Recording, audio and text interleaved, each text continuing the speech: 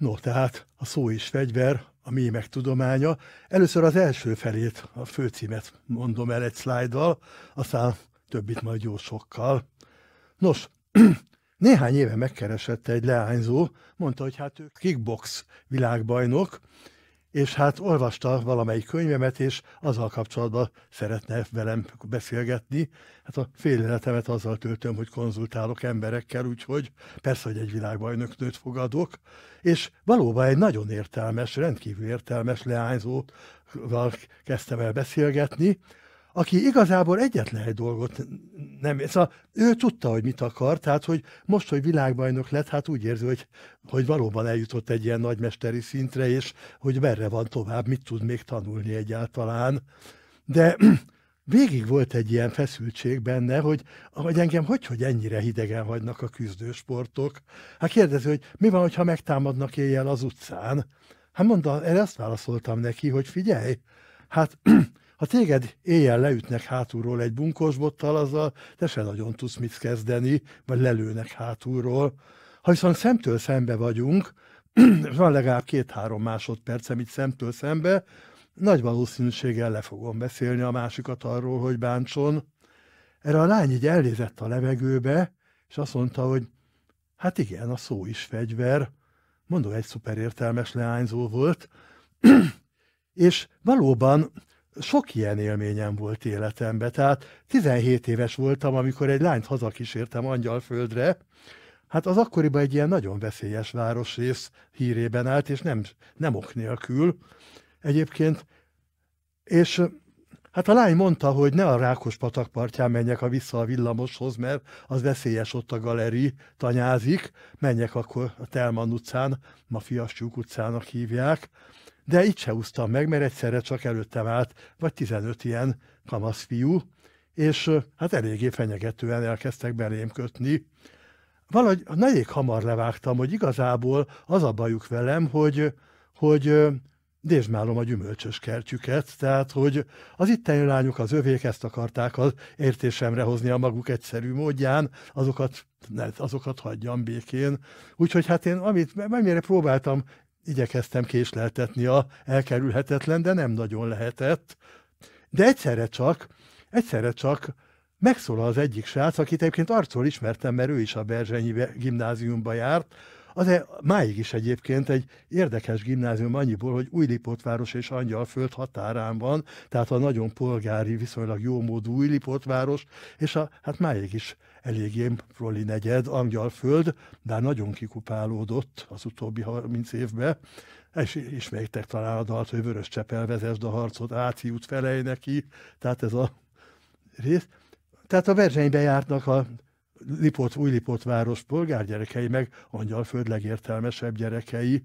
No, tehát arcról ismertem ezt a srácot, aki egyszer csak úgy elkiáltotta magát, hogy hagyjátok, ez matekos, és erre egyszerre csak hagytak. De annyira, hogy úgy nagyon fenyegetők, belém kötő társaság, agresszív társaság, úgy egy pillanat alatt átalakult egy ilyen kvaterkázó csapattá, mutatták az utat a villamos felé, hogy ha netán villamossal akarok tovább menni, akkor az arra van. Szóval teljesen megváltozott. Hát igen, ez a szó is fegyver bizonyos értelemben, de más ilyen tapasztalatom is volt. Tehát egyszer például hát egy viszonylag sötét belvárosi utcába mentem a dolgomra késő este, hát körülvett 5-6 cigány férfi, és egyértelművé tették, hogy nekem most valamit vásárolnom kell az ő portékájukból. Hát kérdezték, hogy kell pia, kell nő.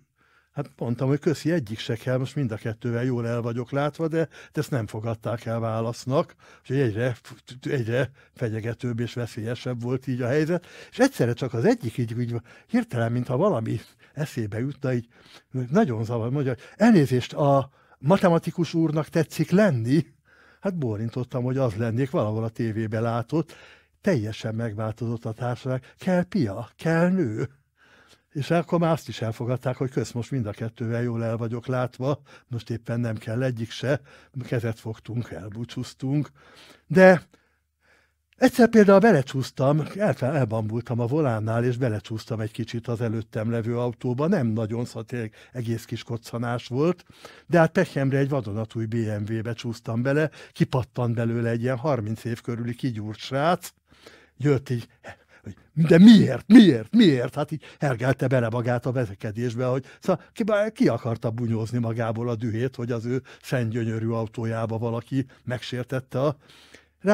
Ránéztem, és miért? Hát, mert elbasztam. Erre elmosolyodott a srác, verekedni már egyáltalán nem akart. Úgy mitten kicseréltük a telefonszámunkat, röhécseltünk egy kicsit azon, hogy egyiküknél sincsen hivatalos balesetben jelentő lap. Hát kinél van, kevés embernél van. Úgyhogy kezet fogtunk, jó utat kívántunk egymásnak, és ennyi lett. Valóban a szó is fegyver, méghozzá bizonyos értelemben a szó biológiai fegyver. Na ez mit jelent? Ehhez kell tudni valamit a mémekről. Tulajdonképpen ma már mindenki ismeri azt a szót, hogy mém. Ha 15 évvel ezelőtt megkérdeztem ők egy egyetemi évfolyamot, hogy ki ismeri azt a szót, hogy mém, legfeljebb egy 100-as évfolyamból legfeljebb egy-két ember jelentkezett, az, aki olvasta azt a bizonyos könyvet, amiről mindjárt beszélni fogok. Van egy köznyelvi jelentése a mém szónak, az valami vicces dolog, kép plusz szöveg, ami úgy terjed az interneten. Na, itt mutatok néhány mémet, közben másról fogok beszélni. Itt látszik az is, hogy mikor készült ez a felvétel, például ez a 3 mérve egészen friss, de a többi az meg régebbi. Nem fogom elmagyarázni, akinek van kedve, nézegesse őket, élvezze, közben másról fogok beszélni, ugyanis arról, hogy a mém nagyon gyakori a tudomány történetében, hogy egy tudományos fogalom a köznyelvbe egészen más jelentéssel megy át.